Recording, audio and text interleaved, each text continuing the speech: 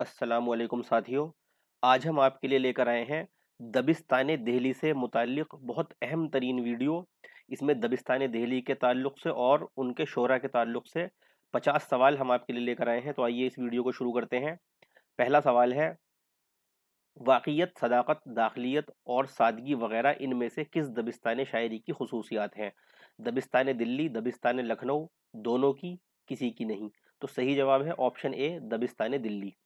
सवाल नंबर 2 है, शेर में दाखिलियत से क्या मुराद है? ये दाखिलियत जो एक खुसूसियत है दबिस्तान दिल्ली की, तो इससे क्या मुराद है? ये भी कभी कभी सवाल आता है। ऑप्शन ए, शेर में सहल मुमतना की नुमाइंदगी। ऑप्शन बी, शेर में मकर शायराना का अंदाज। ऑप्शन सी, शायर के अंदरूनी जज्बात और एहसासात। ऑप्शन डी, बाहरी और ज़ाहिरी दुनिया में शायर का दखल। तो सही जवाब है ऑप्शन सी, शायर के अंदरूनी जज्बात और एहसासात। यही दाखिलियत का मतलब होता है शेर में। सवाल नंबर 3, दिल्ली का दबिस्तान शायरी दर्ज झैल में से किसकी तसनीफ है? Option A, professor Mohammad Hasan. Option B, doctor Nurul Hasan Hashmi. Option C, doctor Shabihul Hasan. Option D, professor Nurul Hasan Naqvi. तो सही जवाब है option B, doctor Nurul Hasan Hashmi. ये सवाल भी काफ़ी एग्जाम में पूछा जाता है। सवाल नंबर 4, मुंदरजा झैल में से कौन दबिस्तान दिल्ली का नुमाया शायर है? Option A, Syed Mohammad Mir Soz. Option B, Khwaja Haider Ali Atish. Option C, Sheikh Qalandar Bakhsh Jurat. Option D, Mir Babbar Ali Anis. तो सही जवाब है ऑप्शन ए, सैयद मीर मोहम्मद सोज।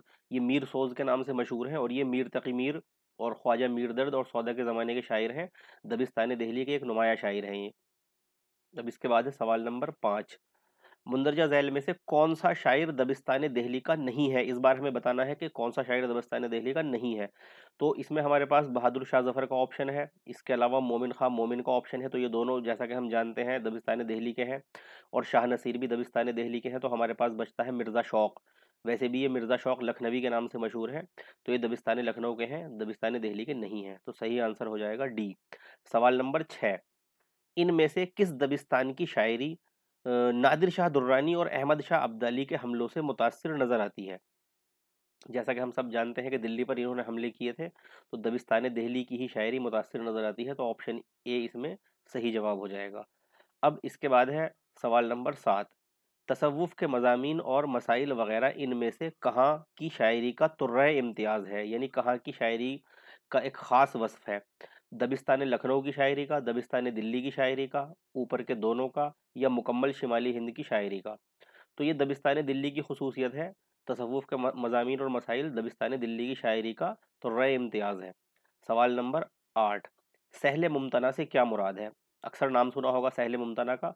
तो ये भी एक दबिस्तान दिल्ली की खुसूसियत में से एक है। हालांकि दबिस्तान लखनऊ में भी इसकी मिसालें मिलती हैं, लेकिन अगर खुसूसियत की बात हो तो ज़्यादा जो है अहमियत दिल्ली के अंदर इसको ज़्यादा इस्तेमाल किया गया है। तो दबिस्तान दिल्ली के ताल्लुक से ये सवाल भी इम्पोर्टेंट है। अब हमें बताना है क्या मुराद है इससे। तो हमारे पास पहला ऑप्शन है, आसान और सादे अल्फाज में मायना खेज शेर। ऑप्शन बी में है, बहुत छोटी बहर में शेर वज़ा करना। ऑप्शन सी में है, मुख्तसर अशार और गज़लों पर मुश्तमिल शायरी। ऑप्शन डी में है, मुश्किल अल्फाज से आसान माना पैदा करना। तो यहाँ पर ऑप्शन ए ठीक आंसर है। सहल मुमतना होती है आसान और सादे लफ्ज़ों में बहुत माना खेज शेर कह देना।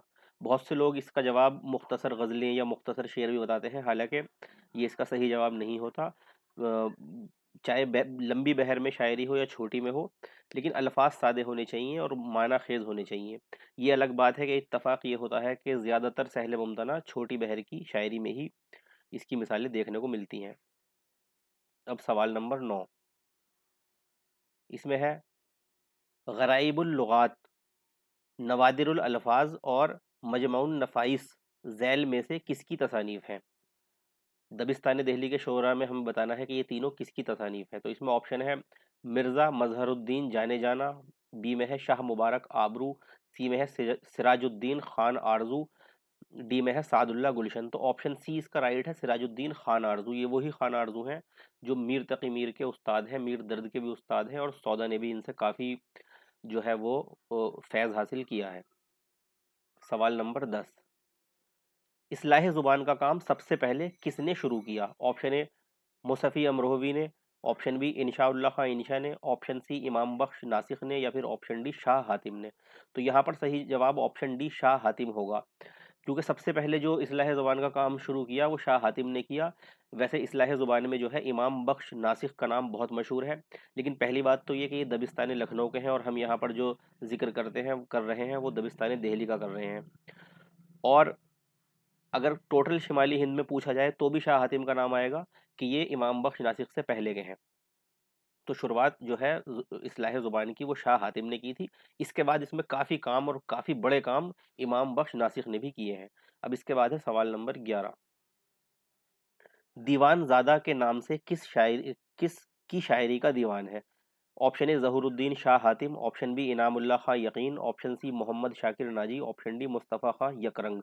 तो सही जवाब है ऑप्शन ए ज़हूरुद्दीन शाह हातिम। ज़हूरुद्दीन इनका नाम है और हातिम इनका तखल्लुस है, लेकिन आमतौर पर ये शाह हातिम के नाम से जाने जाते हैं। दीवान ज़्यादा इनकी शायरी का दीवान है। सवाल नंबर 12। शाह हातिम ने हुक्के पर एक मसनवी किस बादशाह की फरमाइश पर लिखी? Option A Farrukhsiyar, option B Mohammad Shah, option C Alamgir या फिर ऑप्शन डी शाह आलम। तो सही जवाब है ऑप्शन बी मोहम्मद शाह। मोहम्मद शाह के कहने पर इनकी फरमाइश पर इन्होंने एक हुक्के पर एक मसनवी लिखी थी। किसने? शाह हातिम ने। अब है सवाल नंबर 13। दबिस्तान दिल्ली के 3 बड़े और नुमायां शोरा मिर्ज़ा मोहम्मद रफ़ी सौदा, ख्वाजा मीर दर्द, मीर तकी मीर, इनमें से किस शायर को अपना उस्ताद मानते थे? तीनों बड़े शोरा का नाम है और पूछा गया है कि किसको अपना उस्ताद मानते थे ये तीनों बड़े शोरा। ऑप्शन में मजहरुद्दीन जाने जाना का नाम है, ज़हूरुद्दीन शाह हातिम का नाम है, सिराजुद्दीन खान आरजू का नाम है और शाह मुबारक आबरू का नाम है। तो सही जवाब ऑप्शन सी है, खान आरजू। ये खान आरजू ऐसी शख्सियत हैं कि जिन्हें मीर ने भी अपना उस्ताद माना और दर्द ने भी अपना उस्ताद बनाया और सौदा ने हालांकि शाह हातिम को उस्ताद बनाया था, अभी आगे वो सवाल भी आएगा, लेकिन सौदा ने भी खान आरजू को भी अपना उस्ताद माना है या कम से कम यहाँ तक माना है कि उनसे काफ़ी फैज़ हासिल किया है। तो सौदा के भी उस्तादी के खाने में सिराजुद्दीन खान आरजू का नाम भी आता है। अब इसके बाद सवाल नंबर 14 है। दर्ज झैल में से कौन मिर्ज़ा मोहम्मद रफ़ी सौदा के उस्ताद हैं? ऑप्शन ए शाह मुबारक आबरू, बी सादत अली खान, सी मिर्ज़ा मजहर जाने जाना या डी शाह हातिम। तो यहाँ पर सही जवाब डी शाह हातिम है। यानी मतलब ये हुआ कि सौदा के बाकायदा उस्ताद तो शाह हातिम हैं, लेकिन इन्होंने क्योंकि खान आरजू से भी इसलाह ली है और फैज़ हासिल किया है, तो अगर ये पूछा जाए कि सौदा के उस्ताद कौन है और उसमें शाह हातिम का भी ऑप्शन हो तो हम शाह हातिम को ठीक करेंगे। लेकिन अगर शाह हातिम का नाम हो और खान आरजू का नाम हो तो फिर हम खान आरजू को ठीक जवाब समझेंगे, और अगर दोनों नाम है तो भी हम शाह हातिम को प्रीफर करेंगे। अब इसके बाद सवाल नंबर 15। दर्ज झैल में से किस शायर को उर्दू का सबसे बड़ा कसीदा गो शायर करार दिया गया है? गुलाम हमदानी मुसफ़ी को, मिर्ज़ा मोहम्मद रफ़ी सौदा को, शेख मोहम्मद इब्राहिम ज़ौक़ को, मोहसिन काकोरवी को। तो सही जवाब है मिर्ज़ा सौदा। सौदा जो है वो उर्दू शायरी के सबसे बड़े कसीदा गो शुमार किए गए हैं अब तक। सवाल नंबर 16। उर्दू का पहला बाकायदा कसीदा गो शायर किसे माना जाता है? तो इसमें भी मिर्ज़ा मोहम्मद रफ़ी सौदा सही जवाब है। हालांकि इनसे पहले भी कसीदे लिखे गए हैं, नुसरती वगैरह ने लिखे हैं, दक्कन में भी लिखे गए हैं, लेकिन जब हम बात करते हैं बाकायदा तो फिर उसमें मोहम्मद रफ़ी सौदा का नाम आता है। इस तरह से बहुत से सवाल हमें देखने को मिलते हैं। मसलन सवाल किया जाए कि उर्दू नज़्म शायरी की शुरुआत हमें कहाँ मिलती है, तो शुरुआत तो अमीर खुसरो के ज़माने में मिल जाती है, लेकिन अगर बाकायदा का नाम आता है तो फिर नज़ीर अकबर आबादी से नज़्म की शुरुआत होती है। इसी तरह बहुत से सवाल होते हैं कि जब उसको बाकायदा पूछा जाता है। मसलन एक मिसाल मैं आपको और दे के चलूँ, अगर हम कहें कि उर्दू में तनकीद कब से शुरू हुई, तो तनकीद के बारे में बहुत से तज़किरे ऐसे हैं जिनमें तनकीदी मज़ामीन मिलते हैं। आब हयात में बहुत से तनकीदी मज़ामीन मिलते हैं और उससे भी पहले से बहुत से तज़किरे हैं। लेकिन अगर हम बाकायदा ये बात करें कि उर्दू में तनकीद की शुरुआत कहाँ से हुई, वो पहली किताब, वो पहला नक्काद कौन सा है जिसने बाकायदा तनकीद को शुरू किया, तो फिर हम जवाब देते हैं मौलाना अल्ताफ़ हुसैन हाली और उनकी किताब मुक़द्दमा शेर व शायरी। तो इसमें थोड़ा फ़र्क होता है, किसी चीज़ की शुरुआत होना एक अलग बात है और बाकायदा शुरुआत होना एक दूसरी बात होती है। तो क्योंकि हमारा सवाल ये है कि उर्दू का पहला बाकायदा कसीदा गो शायर किसे माना जाता है, तो फिर यहाँ पर मिर्ज़ा मोहम्मद रफ़ी सौदा को माना जाता है। अब इसके बाद सवाल नंबर 17। सौदा की कुल्लियात में कुल कितने कसीदे हैं? 39, 41, 43 या 45? तो सही जवाब है सी 43। सवाल नंबर 18। दर्ज झैल में से किसे सूफी शायर या सूफियाना शायरी का इमाम के तौर पर जाना जाता है? ए में है मीर तकी मीर, बी में है मीर दर्द, सी में है मिर्ज़ा सौदा और डी में है कायम चांदपुरी। तो जैसा कि हम सब जानते हैं बहुत आसान सवाल था ये। सूफी शायर मीर दर्द है और सूफियाना शायरी का इमाम भी इन्हीं को कहा जाता है। सवाल नंबर 19, ख्वाजा मीर दर्द को रीख्ता का जोर आवर शायर और खुश बहारे गुलिस्तान सुखन किसने कहा? ऑप्शन ए मीर तकी मीर ने, ऑप्शन बी मिर्जा सौदा ने, ऑप्शन सी खान आरजू ने, या फिर ऑप्शन डी मीर सोज ने। तो यहाँ पर सही जवाब है मीर तकी मीर ने कहा। इसके ज़मन में मैं एक बात और आपको बताता चलूँ। मीर तकी मीर का एक कौल बहुत मशहूर है कि मीर कहते थे कि वो और सौदा दो शायर हैं और दर्द आधे शायर हैं और सोज पाव शायर हैं। तो इस तरह से वो उर्दू में पौने तीन शायर शुमार करते थे मीर तकी मीर। खुद को और सौदा को पूरा पूरा शायर मानते थे, दर्द को आधा शायर मानते थे और सोज को पाव शायर मानते थे। तो ये भी एक मीर का कौल है। इस पर भी कभी कभी सवाल आ जाते हैं, इसमें से कुछ किसी एक बात पर सवाल आ सकता है। मैंने यहाँ पर ये बात इसलिए जिक्र की कि हालांकि मीर मीर दर्द को मीर तकी मीर एक आधा शायर मानते थे, लेकिन फिर भी उनके बारे में मीर का ये ख्याल था कि वो एक जोरावर शायर है रीख्ता के और खुश बहार गुलिस्तान सुखन वो उनको कहा करते थे। तो इससे ये धोखा ना हो कि जब मीर तकी मीर ने मीर दर्द को आधा शायर कहा तो फिर ये अच्छे अलकाब से वो उनको किस तरह याद कर सकते हैं। लेकिन ये दोनों बातें हैं, वो भी कहा और ये बातें भी मीर तकी मीर ने मीर दर्द के बारे में कही। तो इसमें से कोई भी सवाल आ सकता है। असल में वजाहत करनी इसलिए ज़रूरी होती है कि सवालों में से बहुत से सवाल बनते हैं एग्जाम में, तो एक सवाल के साथ कुछ रह ना जाए, इसलिए हम वजाहत इसकी कर देते हैं आपके सामने। अब सवाल नंबर 20 है, दर्द तलवारों की आबदारी अपने नश्तरों में भर देते हैं, ख्वाजा मीर दर्द के मुतालिक ये किसका कौल है? ऑप्शन ए मौलवी अब्दुल हक का, ऑप्शन बी नज़्म तबातबाई का, ऑप्शन सी अल्ताफ़ हुसैन हाली का, या फिर ऑप्शन डी मोहम्मद हुसैन आज़ाद का। तो सही जवाब ऑप्शन डी है, मोहम्मद हुसैन आज़ाद का ये कौल है दर्द के बारे में। अब इसके बाद जो है सवाल नंबर 21 है, ख्वाजा मीर दर्द को आसमान सुखन का खुर्शीद किसने कहा? ये सब बहुत इंपॉर्टेंट सवाल चल रहे हैं और हमारे नेट में या किसी भी एग्जाम में इस तरह के सवाल बहुत पूछे जाते हैं। इनको आप बगौर सुनिए और नोट भी करते चलिए, या फिर वीडियो को पॉज करके अपने आप जवाब देने की कोशिश कीजिए। तो इसमें हमारे पास ऑप्शन है मीर जाहिक, मीर हसन, मीर खलीक या मीर अनीस। इसका सही जवाब है ऑप्शन बी मीर हसन। मीर हसन ने दर्द को क्या कहा? आसमान सुखन का खुर्शीद, यानी शायरी सुखन इसके आसमान का सूरज, ये मीर हसन ने दर्द को कहा। अब इसके बाद है सवाल नंबर 22, मीर के मुंह बोले चचा का नाम बताइए जिनसे मीर बहुत मानूस थे और जिनसे मीर ने इब्तदाई तालीम भी हासिल की थी। Option A Syed Amanullah, option B Syed Amanul Haq, option C Syed Amanuddin, या फिर ऑप्शन डी सैयद अमानुल इस्लाम। तो सही जवाब है ऑप्शन ए सैयद अमानुल्लाह। सैयद अमानुल्लाह ने मीर को इब्तदाई तालीम दी और मीर इनसे बहुत मोहब्बत करते थे बचपन में। इनके इंतकाल के बाद मीर काफ़ी हद तक टूट चुके थे और फिर वालिद के इंतकाल के बाद तो बिल्कुल मीर टूट ही चुके थे। अब इसके बाद सवाल नंबर 23, मीर की खुद नविश्त जिक्र मीर में मीर ने किस किस को अपना उस्ताद बताया है? ऑप्शन ए जाफ़र अली अजीमाबादी और सिराजुद्दीन खान आरजू को, ऑप्शन बी में है सादत अली खान और सिराजुद्दीन खान आरजू को, ऑप्शन सी में है जाफ़र अली अजीमाबादी और सादत अली खान को, और ऑप्शन डी में है सिराजुद्दीन खान आरजू, जाफ़र अली अजीमाबादी और सादत अली खान तीनों को। तो यहाँ पर हमें जो सवाल पे गौर करना है कि सवाल ये है जिक्र मीर जो खुद नविश्त है उसमें मीर ने किसको अपना उस्ताद बनाया है, यहाँ पर ये सवाल हमसे पूछा जा रहा है। तो इसमें सही ऑप्शन जो है वो सी है, जाफ़र अली अजीमाबादी और सादत अली खान, इन दो को मीर ने अपनी खुद नविश्त जिक्र मीर में अपना उस्ताद बताया है। यहाँ पर खान आरजू को अपना उस्ताद नहीं बताया, ये बात हमें इसमें ध्यान रखना है। अक्सर ये बात सबको पता होती है कि मीर तकी मीर के उस्ताद खान आरजू हैं, तो बेशक खान आरजू मीर तकी मीर के उस्तादों में है, लेकिन जब सवाल ये है कि मीर ने अपनी खुद नविश्त जिक्र मीर इसमें अपना उस्ताद किसे कहा है, तो फिर इसमें जो उस्ताद अपना कहा है वो जाफ़र अली अजीमाबादी और सादत अली खान को कहा है। अब इसके बाद अगला सवाल है, तज़किरा निकातुश शोरा में मीर ने किसको अपना उस्ताद कहा है? तो अब यहाँ पर बात आ जाएगी, जो बात सीधी हो जाएगी बिल्कुल, यहाँ पर डी आंसर ठीक हो जाएगा, यानी सिराजुद्दीन खान आरजू। तो बात इस तरह हुई कि मीर तकी मीर ने तीन उस्तादों का अपने जिक्र किया है। जो आपका तज़किरा है निकातुश शोरा के नाम से, उसमें आपने सिराजुद्दीन खान आरजू को अपना उस्ताद बताया है, और जो आपकी खुद नविश्त है जिक्र मीर उसमें आपने जो है वो जाफ़र अली अजीमाबादी और सादत अली खान को अपना उस्ताद बताया है। तो ये तीन उस्ताद जो है मीर के इन दोनों तसानीफ से साबित होते हैं। अब इसके बाद है सवाल नंबर 25। मीर के मुताबिक उन्हें रीख्ता गोई की तरगीब इनमें से किस शायर ने दी थी? ऑप्शन ए है Saadat Ali Khan, option B Jafar Ali Azimabadi, option C Sirajuddin Khan Arzu, option D Inamullah Khan यकीन। तो यहाँ पर शुरू के 3 ऑप्शन में वही 3 उस्तादों के नाम आ गए जिनको मीर ने अपना उस्ताद बताया है। अब हमें देखना यह है कि मीर को रीख्ता गोई का मशवरा किसने दिया, जो मीर ने खुद अपनी तसनीफ के अंदर जिक्र किया है।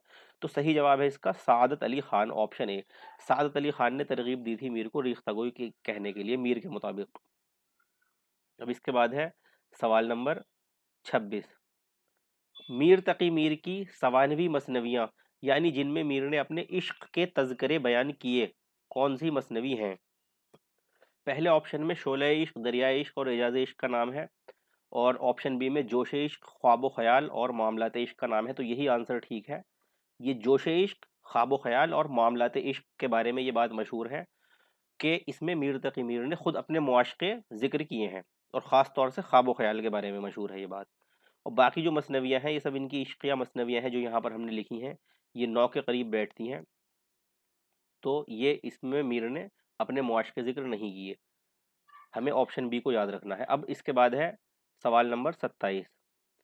किस शायर ने आप बीती को जग बीती बना दिया? बहुत ज़्यादा इंपॉर्टेंट सवाल है ये, और बहुत पूछा जाने वाला है, और बहुत आम सवाल है। जैसा कि हम सब जानते हैं कि मीर तकी मीर वो शायर हैं कि जिन्होंने आप बीती को जग बीती बना दिया। अब इसके बाद सवाल नंबर 28। दर्ज झैल में से कौन इनामुल्लाह खां यकीन के उस्ताद हैं? Option A Khan Arzu, option B Shah Hatim, option C Shah Mubarak Abru, या फिर ऑप्शन डी मिर्ज़ा मजहर जाने जाना।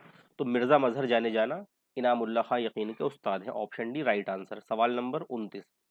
तवील रदीफ को शेर के साथ खूबसूरती से मरबूत करना और इंतहाई मुश्किल ज़मीन में इंतहाई खूबसूरत शेर और गज़ल कहना दबिस्तान दहली के इनमें से किस शायर की खूबी है? यानी ये सवाल जो है काफ़ी बड़ा लग रहा है देखने में, लेकिन ये सवाल किसी भी तरह से पूछा जा सकता है, इसलिए इसको हमने थोड़ा लंबा करके हर तरह से लिखा है कि इसमें से कोई भी टुकड़ा पूछा जाए तो आपको पता हो। मसलन ये पूछ लिया जाए कि तवील रदीफ को किसने बहुत आसानी से निभाया, मसलन ये पूछ लिया जाए कि इंतहाई मुश्किल ज़मीन में इंतहाई खूबसूरत शेर किसने कहे, मसलन ये पूछ लिया जाए कि बड़े बड़े रदीफ़ों को मरबूत किसने किया गज़लों के साथ और उसमें जो है खूबसूरत मज़ामीन अदा किए। तो किसी भी तरह से सवाल हो, बहरहाल हमने इस सवाल को इस तरह बना दिया है, आप देख लें। ऑप्शन ए है मिर्ज़ा सौदा, ऑप्शन बी है शाह नसीर, ऑप्शन सी है इब्राहिम ज़ौक़, ऑप्शन डी है मोमिन खां मोमिन। तो ये बात शाह नसीर के बारे में मशहूर है। ऑप्शन बी सही आंसर है। शाह नसीर जो है वो एक ऐसे शायर गुजरे हैं जो तवील रदीफ को जो है बहुत अच्छी तरह निभाते थे, और उसमें बहुत खूबसूरत मुश्किल ज़मीनों में खूबसूरत गज़लें और शेर निकालते थे। और इसी के साथ साथ ये भी याद रखें कि ये शाह नसीर जो हैं ये ज़ौक़ के उस्ताद हैं। शेख मोहम्मद इब्राहिम ज़ौक़ के उस्ताद भी हैं शाह नसीर, और जो है ये इनका उस वक्त में काफ़ी एक बड़ा नाम था। अब सवाल नंबर 30। मकर शायराना दबिस्तान दिल्ली के किस शायर की खसूसियत है? हकीम मोमिन खां मोमिन, मिर्ज़ा गालिब, मीर तकी मीर, या फिर मुस्तफ़ा खां शिफ्ता। तो सही जवाब है हकीम मोमिन खां मोमिन। मकर शायराना जो है वो हकीम मोमिन खां मोमिन की खूबी है। और ये भी मैं आपको बताता चलूँ, ये भी सवाल बहुत पूछा जाता है कि पहली बार मोमिन को मकर शायराना किसने कहा, किसने मकर शायराना मोमिन के लिए पहली बार इस्तेमाल किया? तो आप याद रखिए ज़ियाउद्दीन बदायूनी के नाम से जो है वो एक शख्सियत हैं जिन्होंने पहली बार मोमिन के लिए मकर शायराना को इस्तेमाल किया। ये भी सवाल पूछा जाता है। अब सवाल नंबर 31 है। इनके कलाम का ज़ोर ज़ोर शोर अनवरी और खाकानी को दबाता है और नज़ाकत मज़मून उर्फ़ी और ज़हूरी को शर्माता है। सौदा के ताल्लुक से ये राय किसकी है और किस किताब में है? ऑप्शन ए मुस्तफ़ा खां शिफ्ता की गुलशन बेखार में, ऑप्शन बी शिबली नौमानी की मकालात शिबली में, ऑप्शन सी मौलाना हाली की मुकद्दमा शेर व शायरी में, ऑप्शन डी मोहम्मद हुसैन आज़ाद की आब हयात में। तो सही जवाब है इसका ऑप्शन डी, मोहम्मद हुसैन आज़ाद ने आब हयात में ये बात कही थी। अब सवाल नंबर 32। सौदा किसके कहने पर फारसी से उर्दू शायरी की तरफ भी मुतवज्जो हुए? सिराजुद्दीन खान आरजू, मिर्ज़ा मजहर जाने जाना, ज़हूरुद्दीन शाह हातिम, मीर मोहम्मद तकी मीर। तो सही जवाब है ऑप्शन ए सिराजुद्दीन खान आरजू। खान आरजू के मुशायरों में तशरीफ़ ले जाते थे मिर्ज़ा मोहम्मद रफ़ी सौदा, तो वहाँ पर खान आरज़ू ने इनको राय दी रीख्ता गोई के लिए, यानी फ़ारसी से उर्दू शायरी के लिए राय दी। तो उस वक्त से मिर्ज़ा सौदा ने उर्दू शायरी की तरफ तवज्जो की। बहुत से मुहक्किकीन इस बात को सही नहीं मानते, लेकिन अगर इस तरह का सवाल आता है तो जवाब खान आरज़ू ही होगा। अब इसके बाद सवाल नंबर 23, शेख इब्राहिम ज़ौक़, ज़ौक़ यहाँ पर ज़ाल से है, ये मिस प्रिंटिंग है, ने कब वफ़ात पाई? ऑप्शन ए 1952 ईस्वी को, ऑप्शन बी 1953 ईस्वी को, ऑप्शन सी 1954 ईस्वी को, या फिर ऑप्शन डी 1955 ईस्वी को। तो सही जवाब है ऑप्शन सी 1954 ईस्वी को। शेख मोहम्मद इब्राहिम ज़ौक़ की वफ़ात 1954 ईस्वी को हो गई थी। इसके बाद बहादुर शाह ज़फ़र ने मिर्ज़ा गालिब को अपना उस्ताद बना लिया था। अब सवाल नंबर है 34, कहते हैं आज ज़ौक़ जहाँ से गुज़र गया, क्या खूब आदमी था खुदा मग़फ़िरत करे। ज़ौक़ की वफ़ात से कुछ पहले ज़ौक़ के बारे में ये शेर किसने कहा? एक शेर दिया गया है और पूछा गया है कि ज़ौक़ की वफ़ात से पहले ज़ौक़ के लिए ये शेर किसने कहा था। ऑप्शन दिए गए हैं बहादुर शाह ज़फ़र ने, बी में है मोमिन खां मोमिन ने, सी में है ज़ौक़ के उस्ताद शाह नसीर ने, और डी में है खुद ज़ौक़ ने अपने बारे में। तो सही जवाब ऑप्शन डी है इसका। ये शेर खुद ज़ौक़ ने अपने बारे में कहा था। अपने इंतकाल से चंद साल पहले ज़ौक़ ने जो शेर कहा था, यानी ज़ौक़ का आखिरी शेर ये माना जाता है, कहते हैं आज ज़ौक़ जहाँ से गुज़र गया, क्या खूब आदमी था खुदा मग़फ़िरत करे। तो ये शेर ज़ौक़ ने खुद अपने ताल्लुक़ से कहा था अपने इंतकाल से चंद साल पहले। अब है सवाल नंबर 32, ज़ौक़ अपनी शायरी के इब्तिदाई ज़माने में अपने कलाम में किससे इस्लाह लेते थे? इब्तिदाई ज़माने में मौलवी अब्दुल रज़्ज़ाक़ से, ऑप्शन बी ग़ुलाम रसूल शौक़ से, शाह नसीर से, या फिर डी में है मुफ्ती सदरुद्दीन आज़ुर्दा से। तो यहाँ सही जवाब है ऑप्शन बी ग़ुलाम रसूल शौक़ से। जो ज़ौक़ के बाकायदा उस्ताद हैं वो तो शाह नसीर हैं, लेकिन शुरुआत में ज़ौक़ ने जो दाखिला लिया था वो ग़ुलाम रसूल के मदरसे में लिया था। यहाँ पर ग़ुलाम रसूल जो थे ये खुद भी शायरी करते थे और शौक़ तखल्लुस करते थे। इन्हीं ने ज़ौक़ का तखल्लुस जो है वो सजेस्ट किया था, तो शौक़ से मिलता जुलता ज़ौक़ ने अपना तखल्लुस कर लिया था, क्योंकि शुरू में ये शौक़ से इस्लाह लेते थे, ग़ुलाम रसूल शौक़। उसके बाद कुछ वक्त के बाद फिर शाह नसीर की शागिर्दी में आ गए थे। अब इसके बाद है सवाल नंबर 36, ज़ैल में एक दावा और एक दलील है, गौर करके बताइए कि क्या दुरुस्त है। अब आप दावे को गौर से सुनिए पहले तो। ये है, दबिस्तान दिल्ली की शायरी में रंजो अलम और सोजो गदाज की कैफियत पैदा हो गई थी, ये हुआ दावा। अब इसके बाद दलील, ये गौर से सुनने हैं बहुत। दलील है, क्योंकि दिल्ली में मुगलिया हुकूमत गैर मुस्तहकम होने के सबब बदहाली वाक़ हो गई थी, और ये कि दिल्ली पर बैरूनी हमलावरों ने पै दर पे हमले करके इसे ताराज भी कर दिया था। तो हमने दावा और दलील दोनों चीज़ें सुनी गौर से। अब हम देखते हैं क्या कौन सा ऑप्शन सही है। अब जो दावा है वो ये है कि दबिस्तान दिल्ली की शायरी में रंजो अलम, तो ये बात बिल्कुल ठीक है, ये दावा ठीक है जैसा कि हम जानते हैं, और दलील भी ठीक है, क्योंकि दिल्ली की शायरी में रंजो अलम और सोजो गदाज के आने की वजह यही थी कि वहाँ पर बैरूनी ताकतों ने हमले करके दिल्ली को ताराज कर दिया था, और मुगलिया हुकूमत भी गैर मुस्तहकम थी, तो एक बदहाली सी वहाँ पर थी। तो यही वजह है, इसका असर वहाँ की शायरी पर भी पड़ा था। तो दावा भी दुरुस्त है और दलील भी दुरुस्त है। अब हम देख लेते हैं कौन सा ऑप्शन है ये। ऑप्शन सी हो जाएगा, दावा और दलील दोनों सही। तो इसका सही जवाब हुआ ऑप्शन सी। अब इसके बाद सवाल नंबर 27 भी इसी तरह का है, झैल में एक दावा और एक दलील है, गौर करके बताइए क्या दुरुस्त है। इसको भी हम देख लेते हैं। इसका दावा है, शेर में किला मोहल्ला में ज़ौक़ को गालिब से बड़ा शायर समझा जाता था। तो ये दावा तो अपने आप में ठीक है बिल्कुल। यही बात सही है कि उस वक्त में, उस ज़माने में किला मोहल्ला जो है, जो बहादुर शाह ज़फ़र का किला है जहाँ से हुकूमत होती थी, वहाँ पर ज़ौक़ को गालिब से बड़ा शायर समझा जाता था और माना जाता था। ये तो बात सही है। अब दलील को देख लेते हैं। क्योंकि ज़ौक़ बादशाह की शान में ज़्यादा कसीदे कहते थे, तो ये दलील जो है ये गलत हो जाएगी। उसकी वजह ये है, हालांकि ये बात अपने आप में ठीक है कि ज़ौक़ बादशाह की शान में ज़्यादा कसीदे कहते थे, लेकिन यहाँ पर दलील के तौर पर ये बात गलत है। इसकी वजह यह है कि बादशाह की शान में ज़्यादा कसीदे कहने का मतलब ये नहीं है कि कोई बड़ा शायर बन जाए। तो इसलिए ये दलील बनाना कि ज़ौक़ इसलिए बड़े शायर थे कि वो बादशाह की शान में ज़्यादा कसीदे कहते थे, तो ये दलील यहाँ पर गलत हो जाएगी। तो सही जवाब हम देख लेते क्या है, दावा सही और दलील गलत। तो ये कहाँ पर है, दावा सही और दलील गलत, ये पहला ही ऑप्शन है हमारा कि दावा तो सही है और दलील गलत है। इस बात को एक बार फिर समझ लें, इसमें दोनों बातें होती हैं और ये बहुत बारीक बात है, आप इसको गौर से समझें। हर बार ऐसा नहीं होता कि दलील जो है या दावा जो है वो अपने आप में गलत हो या ठीक हो। वो अपने आप में ठीक भी हो सकता है, लेकिन हमें ये देखना है कि जो सिचुएशन हमें दी गई है उस सिचुएशन पर वो ठीक उतरता है या नहीं उतरता। अब इसमें दलील में आप गौर से सुनिए, ये बात तो बिल्कुल हकीकत है कि ज़ौक़ जो है वो बादशाह की शान में ज़्यादा कसीदे कहते थे, इसमें कोई शक नहीं है। लेकिन क्या ये दलील यहाँ पर सही होगी कि एक ज़ौक़ इसलिए बड़े शायर थे कि वो बादशाह की शान में ज़्यादा कसीदे कहते थे? ज़्यादा कसीदे कहने से बड़ा या छोटा शायर तो नहीं होता। बड़ा या छोटा शायर तो अपने कलाम से होता है और अपने कलाम की खूबियों की वजह से होता है। तो इसलिए यहाँ पर ये दलील गलत है। अक्सर लोग इसमें धोखा खा जाते हैं और वो समझते हैं कि बात तो ठीक है, इसलिए वो दलील को भी सही कर देते हैं। तो इसका आप खास ख्याल रखें। अब सवाल नंबर 38, नुस्खे अर्शी के नाम से किस शायर का दीवान है? ए ख्वाजा मीर दर्द, बी मिर्जा असदुल्ला खां गालिब, सी मौलाना हसरत मोहानी, डी हफीज जालंधरी। तो सही जवाब है ऑप्शन बी मिर्जा असदुल्ला खां गालिब। नुस्खा अर्शी के नाम से गालिब का वो दीवान है जो मौलाना इम्तियाज अली अर्शी ने मुरत्तब किया, इसीलिए इसका नाम नुस्खा अर्शी रखा गया या उन्होंने रखा। तो सही जवाब है गालिब। अब सवाल नंबर 39, अब क्या है इसमें, नुस्खा हमीदिया के ताल्लुक से दुरुस्त बात की निशानदही कीजिए। पहले नुस्खा अर्शी था, अब इसमें नुस्खा हमीदिया है। तो दुरुस्त बात की निशानदही हमें करनी है। पहली बात है कुल्लियात मीर के, ये कुल्लियात मीर है। ऑप्शन बी में है कुल्लियात इकबाल, सी में है दीवान हाफिज, डी में है दीवान गालिब। तो जो सही बात है वो दीवान गालिब ही है। यहाँ पर नुस्खा हमीदिया भी दीवान गालिब को ही कहा जाता है। अब सवाल नंबर 40, ये सवाल बहुत पूछे जाने वाले सवाल है। गालिब के दीवान की पहली मुकम्मल शरह किसने की? शरह तो बहुत हुई हैं गालिब के दीवान की, लेकिन सवाल है कि पहली मुकम्मल शरह किसने की? उससे पहले भी छोटे-छोटे टुकड़ों में शरह होती रहीं, यहाँ पर मुकम्मल का लफ्ज़ भी है। तो इसमें नज़्म तबातबाई का नाम आता है। जो नज़्म तबातबाई एक खुद भी बहुत बड़े शायर गुज़रे हैं, उन्होंने गालिब के दीवान की पहली मुकम्मल शरह की, ये शरफ़ इनको हासिल है।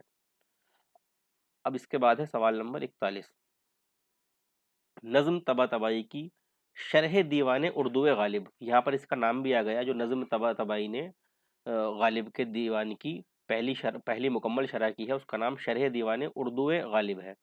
अब पूछा गया है कि पहली मर्तबा कब शाया हुई, यानी ये शरह पहली मर्तबा कब शाया हुई। ऑप्शन सुन लें आप। ऑप्शन में चारों इसलिए बताता हूँ कि ताकि आप जो हो अगर ऑडियो भी सुन रहे हो तो आपको चारों ऑप्शन समझ आए और वीडियो या ऑडियो पॉज करके आप खुद जवाब देने की कोशिश भी करें। तो इसमें ऑप्शन ए में है 1318 हिजरी बमुताबिक 1900 ईस्वी, बी में है 1320 हिजरी बमुताबिक 1902 ईस्वी, सी में है 1323 हिजरी बमुताबिक 1905 ईस्वी, और ये एक जीरो इसमें गलत आ गया, 1905 ईस्वी। डी में है 1325 हिजरी बमुताबिक 1907 ईस्वी। तो सही जवाब है पहला ऑप्शन 1318 हिजरी बमुताबिक 1900 ईस्वी को। ये सवाल नंबर 41 था हमारा। ये नज़्म तबातबाई की शरह दीवान उर्दू गालिब पहली बार 1318 हिजरी को शाया हुई या 1900 ईस्वी को शाया हुई।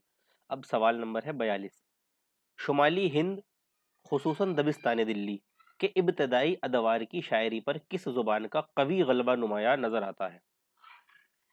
ऑप्शन ए हरियाणवी का, ऑप्शन बी ब्रज भाषा का, ऑप्शन सी संस्कृत का, या ऑप्शन डी फारसी का।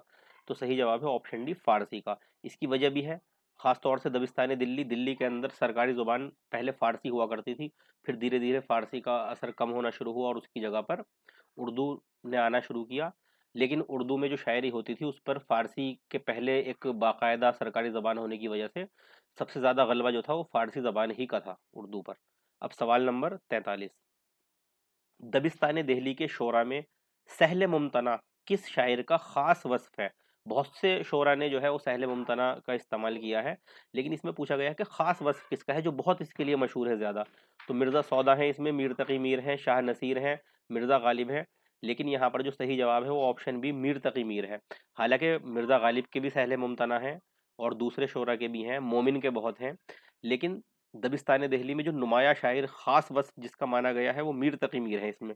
और मीर तकी मीर के साथ साथ मोमिन का भी नाम आता है, लेकिन यहाँ ऑप्शन में मीर तकी मीर है, तो ये सही जवाब इसका हो जाएगा। अब सवाल नंबर 44, तुम मेरे पास होते हो गोया जब कोई दूसरा नहीं होता, मोमिन का ये शेर दर्ज झैल में से किसकी मिसाल है? ऑप्शन ए मकरे शायराना की, ऑप्शन बी तजाहिल आरिफाना की, ऑप्शन सी सहले मुमतना की, या ऑप्शन डी इहाम गोई की। तो ये जो शेर हमने अभी पढ़ा है, ये जो मिसाल है, ये सहले मुमतना की मिसाल है। इसमें बहुत हल्के अल्फाज में, बहुत आसान अल्फाज में बहुत मानाखेज बात कही गई है। अब सवाल नंबर 45 में है, अगर मोमिन मुझे अपना ये शेर दे दे तो मैं बदले में उन्हें अपना पूरा दीवान दे दूंगा। मोमिन के दर्जे वाला शेर के लिए ये बात किस अजीम शायर ने कही थी?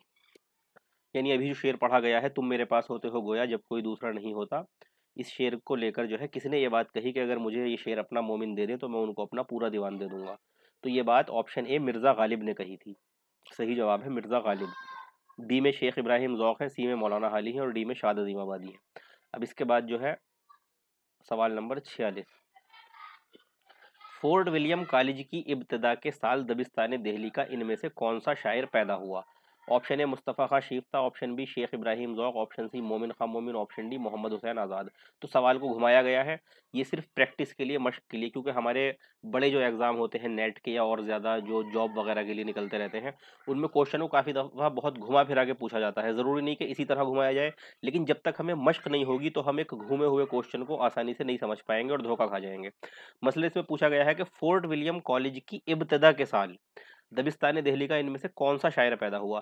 तो इसमें हमें दोनों बातें पता होनी चाहिए। पहले तो हमें ये पता होना चाहिए कि वो साल कौन सा था जिसमें फोर्ट विलियम कॉलेज की बुनियाद रखी गई थी या वो पहली बार बना था, उसकी इब्तिदा हुई थी। और दूसरी बात, उस हमें ये भी पता होना चाहिए कि इनमें से वो शायर कौन है जो उसी साल पैदा हुआ।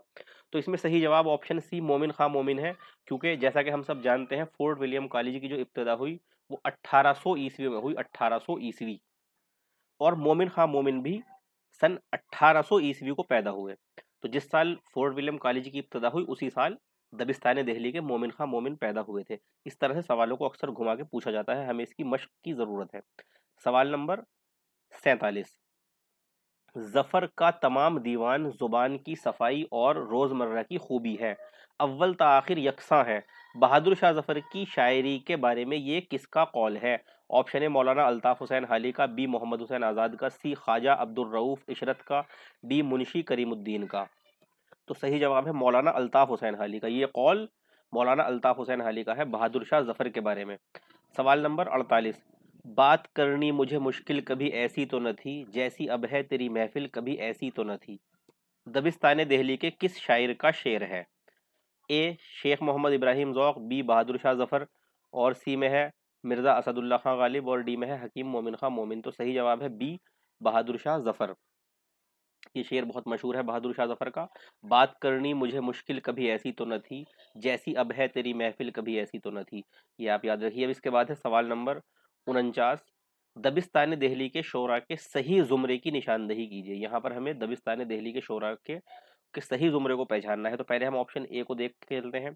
इसमें मीर जो है वो दबिस्तान दिल्ली के हैं, ठीक है ये। सौदा भी दबिस्तान दिल्ली के हैं और दर्द भी दबिस्तान दिल्ली के हैं, लेकिन आतिश जो है वो दबिस्तान दिल्ली के नहीं है, तो ये ऑप्शन कैंसिल हो जाएगा। ये मैं वजाहत के साथ इसलिए एक्सप्लेन करके चल रहा हूँ कि ताकि दूसरे शोरा के बारे में भी आपको पता चल जाए। ऑप्शन बी में नासिक है, तो ये तो पहले ही क्रॉस हुआ क्योंकि ये तो दबिस्तान लखनऊ के हैं। हालांकि इसमें ज़ौक़, मोमिन और शीफ्ता भी ये दबिस्तान दिल्ली के हैं। अब इसके बाद सी में देख लेते हैं, यकीन दबिस्तान दिल्ली के हैं, इनामुल्लाह खां यकीन। दर्द भी दबिस्तान दिल्ली के हैं, गालिब भी हैं, लेकिन नसीम दबिस्तान लखनऊ के हैं, तो ये भी गलत हो जाएगा। आप ऑप्शन डी बचता है वही राइट होगा। सोज दबिस्तान दिल्ली के हैं, यकीन दबिस्तान दिल्ली के हैं, नसीर दबिस्तान दिल्ली के हैं, ज़फ़र भी दबिस्तान दिल्ली के हैं। तो यहाँ हमारा ऑप्शन डी राइट आंसर हो जाएगा। ये सब दबिस्तान दिल्ली के शोरा हैं। अब सवाल नंबर 50 है इसके बाद, और इसको बहुत ज़्यादा ध्यान से सुनने की ज़रूरत है। इसमें दबिस्तान दिल्ली का काफ़ी हद तक वहाँ की खसूसियात का एक निचोड़ आ जाएगा, इसलिए आप इसको बहुत गौर से सुने। इसमें है मुंदरजा झैल में से बताइए कि कौन सी खसूसियात दबिस्तान दिल्ली की हैं। यहाँ पर 15 खसूसियात दी हुई हैं और इन 15 खसूसियात में हमें छांटना है कि दिल्ली दबिस्तान दिल्ली की कौन सी हैं। तो यहाँ पर बहुत सारी चीज़ें दबिस्तान दिल्ली की हमें मालूम हो जाएंगी। इनसे मुतालिक कोई भी सवाल आएगा तो हम इसको बहुत आसानी से हल कर देंगे। इन 15 खसूसियात से कम 5-7 सवाल, 5-7 तरह के सवाल बनने की उम्मीद होती है। अब उसमें से कोई सा भी एग्जाम में आ सकता है, तो आप इसको गौर से सुनिए। पहली खुसूसियत है तसव्वुफ। तो जो दबिस्तान दिल्ली की होगी हम उस पर निशान लगाते हुए चलेंगे। तो ये है तसव्वुफ जो है वो दबिस्तान दिल्ली की खुसूसियत है। मामला बंदी, ये मामला बंदी है यहाँ पर, तो ये जो है ये नहीं है। इसके बाद सहले मुमतना, ये भी दबिस्तान दिल्ली में पाई जाती है। सोजो गदाज भी दबिस्तान दिल्ली में पाया जाता है। मुबालगा आराई नहीं पाई जाती। पाई जाती है, लेकिन दबिस्तान लखनऊ के मुकाबले में बहुत कम, ना के बराबर, जो काउंटेबल नहीं है। तसन्नो ये भी नहीं है दबिस्तान दहली की खसूसियत, और यानियत भी नहीं है, और सादगी ये दबिस्तान दहली की खसूसियत है। दाखिलियत भी दबिस्तान दहली की खसूसियत है, खारजियत नहीं है। अलबत्ता खारजियत होती भी है तो वो भी दाखिलियत के रंग में डूबी हुई होती है। वाक़ियत ये है, और ऐशो निशात ये भी नहीं है। यास और रंज ये भी दबिस्तान दहली खसूसियत है। निसाइयत नहीं है। अखलाकियात है। अब हम देख लेते हैं। 1 3 4 1 3 4 8 9 11 1 3 4 8 9 11 13 15। तो ये हम देखते हैं ऑप्शन बी में हमारा हो जाएगा 1 3 4 8 9 11 13 15। तो हमारा बी जो है वो राइट आंसर हो जाएगा। तो ये जिन पे मैंने निशान लगाए हैं, आप चाहें तो इसका स्क्रीनशॉट ले लें। ये दबिस्तान दहली की खसूसियत है, और इसके अलावा जो बचती हैं वो सब दबिस्तान लखनऊ की खसूसियत हैं। हम इसी सवाल को जब दबिस्तान लखनऊ पर वीडियो बनाएंगे तो दोबारा लेकर आएंगे और वहाँ पर दबिस्तान लखनऊ की खसूसियत को पॉइंट आउट करेंगे। तो ये हमारे 50 सवाल मुकम्मल हुए, जो दबिस्तान दहली पर और दबिस्तान दहली के शोरा से और ख़ास शोरा से मुताल्लिक़ थे, और बहुत पूछे जाने वाले सवाल थे। अब इसके बाद हम नए 50 सवाल के साथ दोबारा हाजिर होंगे। आप हमारी वीडियो को शेयर कीजिए ताकि आपकी तरह दूसरे लोग भी इससे फ़ायदा उठा सकें। इसी के साथ हमें इजाज़त दीजिए। अल्लाह हाफ़िज़, फ़ी अमानिल्लाह, वस्सलामु अलैकुम व रहमतुल्लाह।